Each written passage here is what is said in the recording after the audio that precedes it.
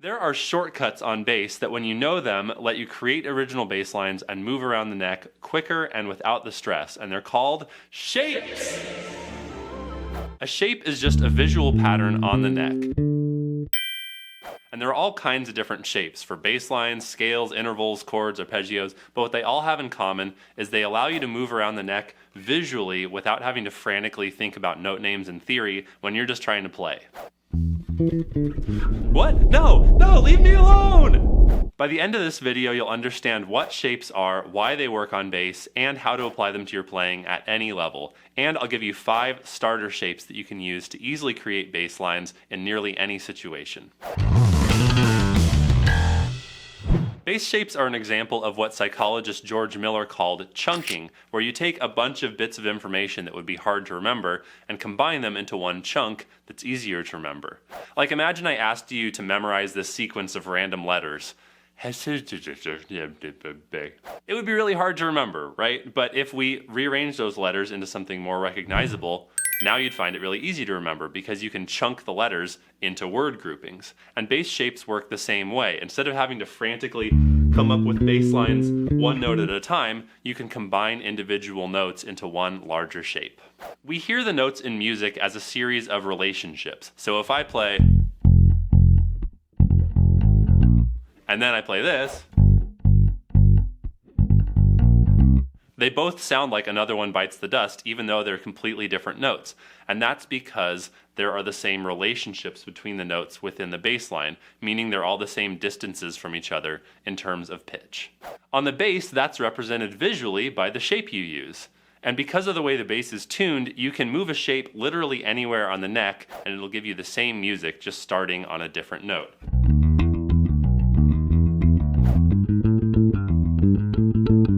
Wipe out!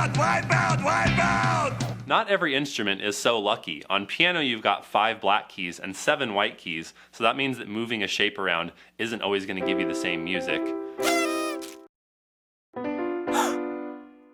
Vocalists have no visual reference at all, and even guitarists don't have it as good as us because the way that their extra 2 strings are tuned means that moving a shape isn't always going to give you the same result. So let's dig right into some useful bass shapes. All the bass shapes I show you are going to start from a root note. And in songs, root notes just come from whatever chords the keyboard or guitar is playing. So if the piano player is playing E, B, C sharp minor, A, the bassist would often just play E, B, C sharp, A, and chug along on those root notes, and that could be a perfectly valid bass line. But many bass lines start with those root notes and then add other non-root notes around them to create a more distinctive bass line. Here's what that could sound like with those same root notes I just played.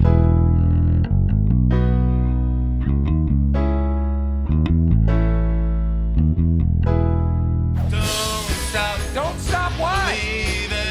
Okay, I won't! This is where shapes open up new worlds of possibilities because they allow you to visually find those non-root notes which you can then sprinkle in to create more original bass lines. So the first shape we're going to use is super simple, it works 90% of the time, it's used in tons of songs, and it's called the root 5th shape. Anytime you have a root note, if you go up a string and up 2 frets, then you get a note that's called the 5th. And the 5th is a great place to go because it adds some movement and spice to the bass line without making the harmony sound complicated. And it works on major or minor chords, so you don't even have to know which one you're playing. Let's check this shape out in action on Steely Dan's Ricky Don't Lose That Number. We're just going to jump right in, but feel free to rewind or slow down the play along if you need to. Here we go. 1, 2, 3, 4.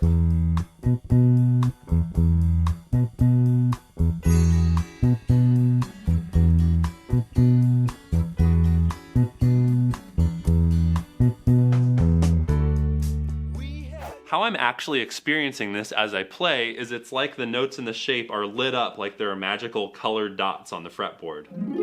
Like those. So I don't need to think about what notes to play every time. I just imagine the dots of the shape and then I just plug my fingers onto those spots. I don't even need to think about note names once I find my root note. It would be nice to know the name of the other notes I'm playing, but I'm not thinking about that while I'm playing.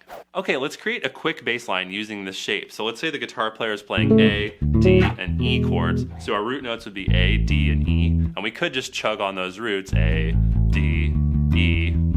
But if I add my root fifth shape onto each one of those roots, I have a lot of bass line options. I get from that. I could do a rock line. I could do a country kind of thing. I could do something more reggae-y.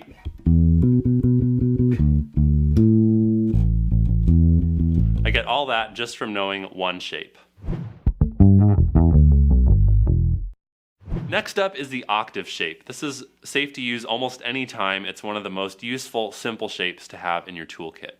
And an octave is just the next iteration up or down of the same note. So if I'm playing an F on the first fret of the E string, if I go up 2 strings and up 2 frets to the 3rd fret of the D string, I get another F. And I can move that shape anywhere on the neck, just like all these shapes. So if I have an E flat on the 6th fret of the A string, I can find another E flat, 2 strings up, 2 frets up on the 8th fret of the G string. Those are both E flats. This shape is super useful for creating bass lines because it adds some movement without adding any new notes to the harmony, so it's pretty safe. And it's also a useful tool for finding note names on the neck, because if I know the name of the 3rd fret of the A string, which is C, then if I go up 2 strings up 2 frets, I also know the name of this note. It's also C. And again, because it's a shape, you never have to think, where's the octave? You just find your root note, imagine the magic dots, and plant your fingers. Let's use this shape on James Brown's Hot Pants. It's a super easy tune, but it's also super funky. Count it off, James. 1, 2, 1, 2, 3,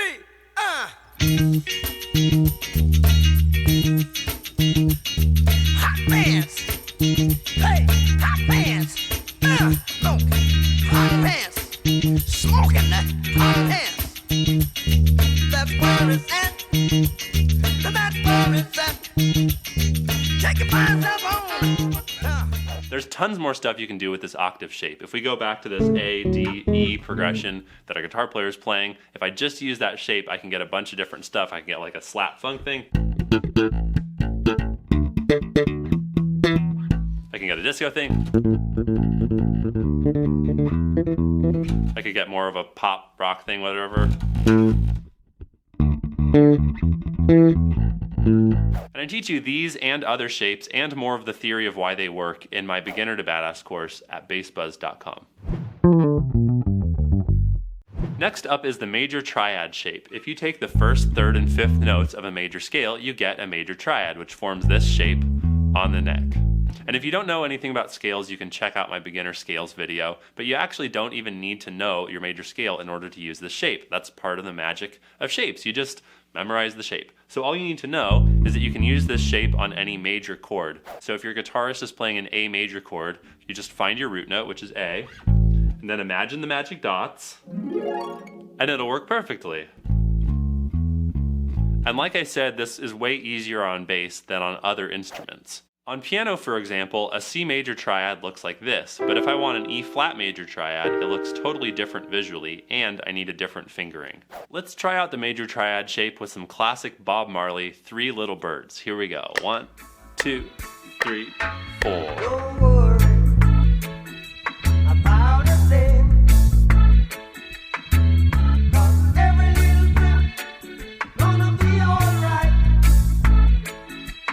Singing, don't worry about it. So back to jam mode. My guitarist is playing A, D, E. I have all these options with just the major triad shape, from A, from D, and from E. So I could play like a walking line. I could play something a little more ska-y.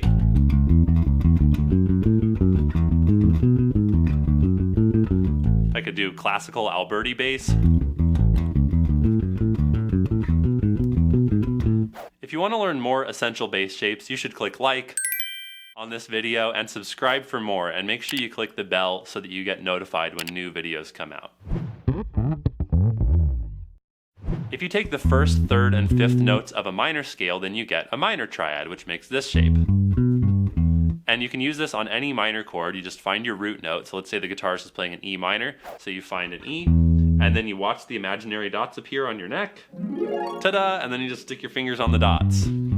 Easy. So you could play an E on the 7th fret of the A string, or you could use the open E string. It's the same shape even though one of the notes is open instead of fretted.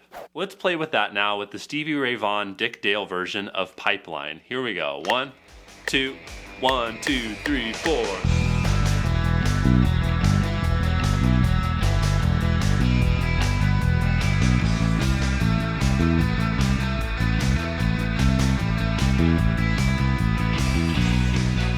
There's another cool thing happening when we apply shapes to moving root notes, because the movement of the roots actually makes its own shape, so you don't need to find every single root note every time you play them. Did you catch the shape that the movement of the roots made in that A to D to E jam we were doing earlier? So this is an example of shapes layered on top of other shapes. So if we put our imaginary dots on A, D, and E, so it makes this triangle shape, which is a visual pattern that you can easily memorize. Once you find your root notes once, you just see this shape, memorize it, and then you can move your baseline shapes around those roots, layering shapes on top of other shapes. So I got my root 5th shape, my octave shape,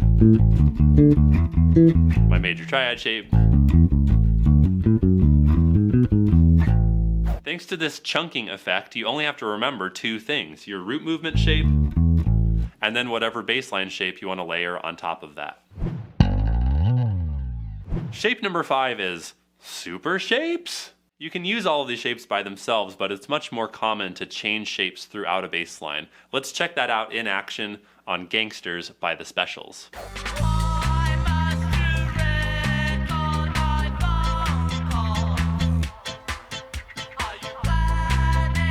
This bass line uses the minor triad shape and the major triad shape and the root 5th shape. So we start on a minor triad on A, then we go to an A flat major triad, and then we go to root 5th on an A.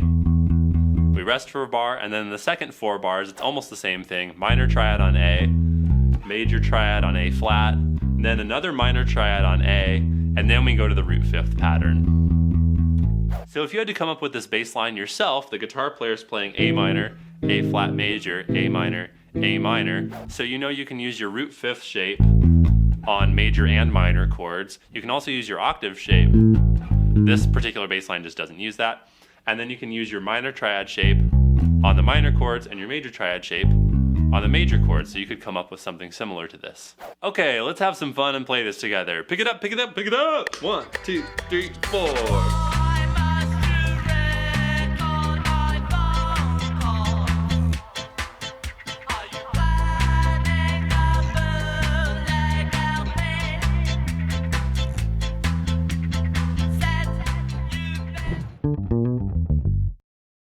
You've got some super useful shapes in your bag now, but there are a gazillion more to learn: scales and chords and arpeggios and bassline shapes. So here's a 3-step process to help you learn any of those shapes.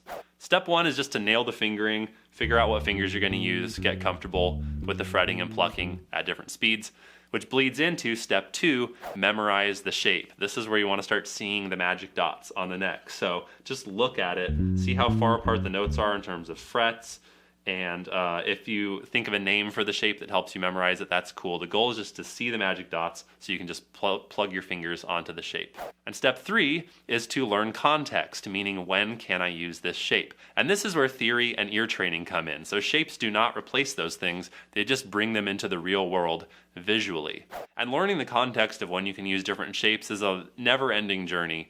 You'll be learning new ways to use old shapes forever. For example, I could just take our root 5th shape, but if I superimpose that onto a minor scale,